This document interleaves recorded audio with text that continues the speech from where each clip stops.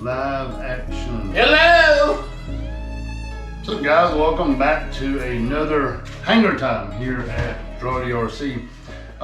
Today we're going to talk a little bit about RD's FW190s. As you can see, we have two of them sitting here. Both of these are RDs. We got the one that y'all been seeing him fly. The one that took a bad spill. Y'all seen the latest video. RD will kind of go through that and discuss that video a little bit with y'all. And then we got the brand new one that RD ordered from General Hobby. It's the Dynam FW190, just like this one is. But there are some things different that RD done with this one, and we'll go through that as well compared to this one. So this is an old one. This is a new one. He just got through building it this past week. There's a little bit different paint schemes on it, a little bit different stickering on it. And we'll go through that and explain the reason why we've done that in a few minutes. But first, we're going to talk about the old FW190, the flight that RD had with the FW190 2 weeks ago. I think the video came up last week. If you have not checked it out, it's in the videos down below, the latest on the FW190. Go check it out. It was exciting. Yeah, it was a good flight. But and considering where this plane was after the crash, it done really good. It done really well. RD did a great job fixing her back up and flying her the other day. So actually, the plane flew really well after before we took off. If you will go back and look at that film, you will hear it as I'm taxiing. It's making a scraping noise. We didn't understand it at the time, but what was scraping was the gear door was hitting the asphalt, and so when I went to take off, and when I pulled that thing up, you could hear it really scrape the asphalt as I rotated to get the airplane in the air. Well, when it did that, it tore the gear door loose from the strut. So I get the airplane up in the air. It seemed to be flying okay, but when I raised the gear didn't go all the way up because the door is just flopping and keeping the gear from going all the way up. Keith tells me I've got a hung gear. So I started playing with that, trying to get the gear to clear and go up and down because it had been working fine prior to that. Finally discovered it was the gear door, it wasn't the gear. So, but in the meantime, when I'm working with it, I'm watching the airplane and I reach up to grab the gear to rotate it, and I grab the throttle and I pull the throttle off. Well, the airplane immediately dove for the ground. And I almost hit the ground, but I discovered what I had done, powered it back up and saved it. And after that, Keith reminded me, hey, don't worry about the gear, we'll fix the gear later, just fly the airplane. So I put the gear down, we left the gear down, and actually it was a pretty good flight after that. Yep. Other than the fact, need to explain this, other than the fact that when we come in for landing, my landing, I think your landing was too. We knew that we should take off against the wind and land against the wind. But where we're at, the wind was coming directly from where the sun was. And when you fly the airplane to turn around and land in that direction, you lose the airplane. So we decided, okay, we know we're gonna land with a tailwind, which is not good, but we decided to go ahead and do that anyhow. Well, when I landed and when I went to rotate, it rotated a little, but it didn't rotate like it could, didn't have the authority on the elevator. And it kind of went in on the nose gear and skidded on the prop. Didn't break anything, didn't hurt anything. It just come to a skid with its nose up. Keith, when he landed, he made a good approach, was coming down, and all of a sudden the wind picked up. He lost lift and it just shoved him to the ground. So, but he recovered from that too. So, but that's what happened to that flight. This airplane, I really didn't think would ever fly again, and I don't know whether you can see it.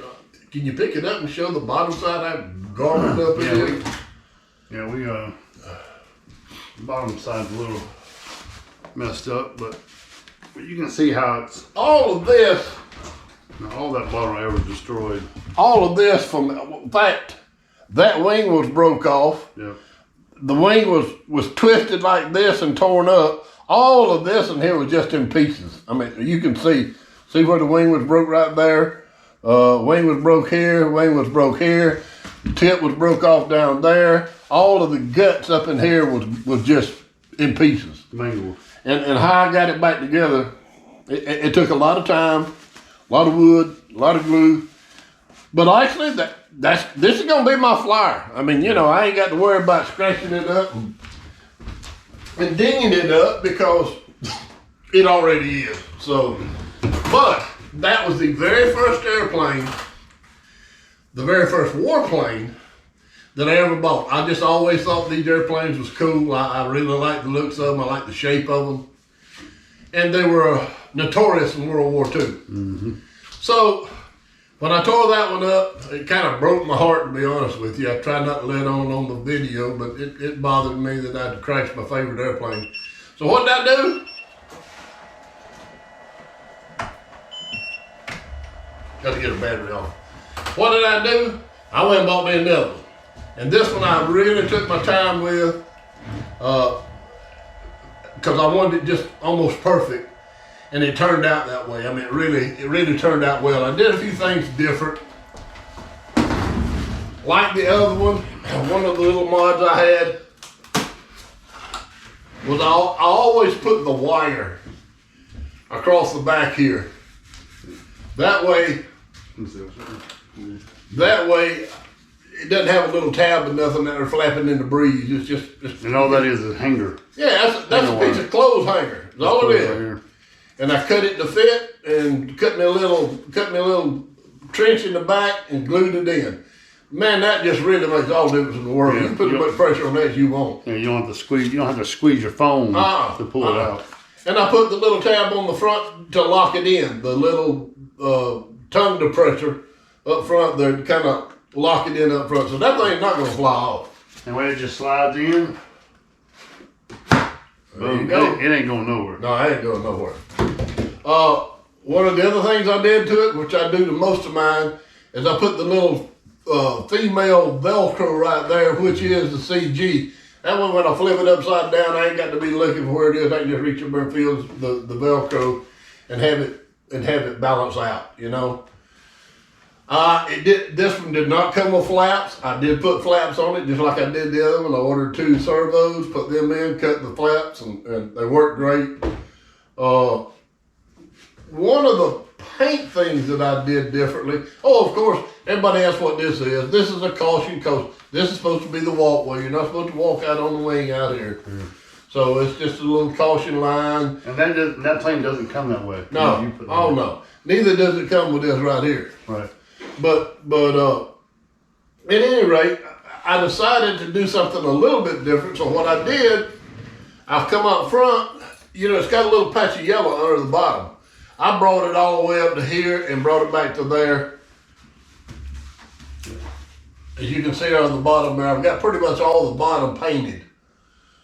And to go with that, because it already comes with the yellow rudder, I did the yellow stripe on the back and put the German Eagle, which my son made me. He made me that decal, and put the German Eagle there along with the squadron the guys from. And I'm probably gonna hear something about this, but I'm telling you why I did it. I put the Nazi emblem on the back. Yeah. Now, why did you do that? I am not a Nazi fan, believe me, I am not. However, I am about being historically correct, and that Nazi emblem was on those aircraft. But people don't understand it. The original, they call it the Nazi emblem. It really wasn't. It really started out as a religious symbol, wishing you long life, great health, and wealth. It was a good sign when it first came out. The Nazis took it and made something terrible out of it. But like I say, the only reason I did that, historically, that's what they had. Well, even on the Dynam box, when you buy it's on there. It's on the tail. So, and if you pull up any of these airplanes, it's there. Yeah, all the German planes had it on. So that's the reason it's on there. I took a lot of time with this airplane. I put a little clear coating of polyacrylic on it. I changed a few things on it, like the number of the airplane. I put the numbers on the landing gear. Is there anything else I did to it, Keith? I don't think so. Oh, we did. We really did a job on that cockpit. Yeah, let me show you the cockpit. Maybe you can see that. I'm sure you can. Yeah, I went in there and just done some little stuff to it to spice it up a little bit. You can see the caution line's a little bit better here. And all that is tape, pinstripe. Pinstripe tape. And then RD put a little darker tape here, as you can see, to make it look a little different. Kind of breaks up the wing a little bit. And on the bottom, you'll see where you put the numbers on the, get this big joker around here. You can see how you paint at the bottom, right here. And you put the numbers on the landing gears. And looks really good. Yeah, I like that. I like that airplane. I think the airplane turned out great. It looks good.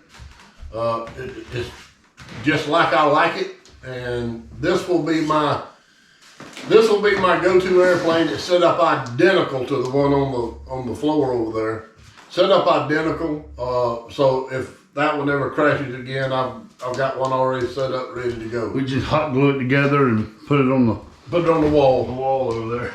But I'm really proud of the new one. And by the way, I have another airplane supposed to be here tomorrow. I'll let that be a surprise. Yep. But we're going ready to fix it up. I have bought for the hangar here. I bought a little air pump and an airbrush. Yep. So we probably won't be doing the brushing thing much more. Be more airbrushing. We're expanding on our to make our models look a little better. Of course, I think that airplane looks great. I mean, it was good. I like that airplane. So I personally like the German warbirds. I really like this plane. I really like my BF 109. I think those are just really two. That 109 flies really good. Yeah. Matter of fact, there was a guy that watched the video. I don't know if you watch. Hopefully, you're watching. If you are, appreciate the advice. He knows when I took off, he said I need to put a little bit more right rudder in it, the way it comes up and it wants to turn. Yeah. And it is a reason. That's called the P factor, the torque of the prop. But he's absolutely right. Most of these tail draggers are the same way. I mean, they do that. They're gonna pull to the. They're gonna pull to the left when you take off with them. But the only thing I got to do with this was to have it flight ready, and we're going to do that probably sometime this afternoon. We got to do a range check. I'm gonna take it and run it about 35, 40 yards down the driveway down there and do a range check on it and bring it back. And with that, if that turns out fine, this is going to be a ready to go airplane. Good to go.